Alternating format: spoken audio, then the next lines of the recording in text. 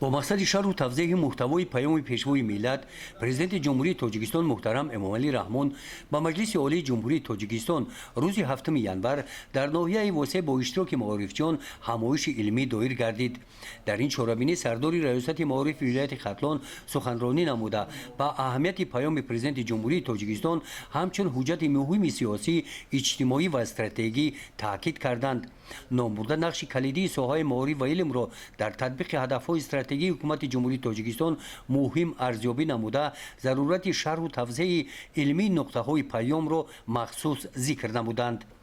سردار ریاست معارف ولایت ختلان قید نمودند که برای بهتر کردن جریان تعلیم و رشد ملکه‌های خوانندگان و دانشجویان باید آموزگاران از هر وقت دیده باز بهتر و خوبتر کوشش نمایند.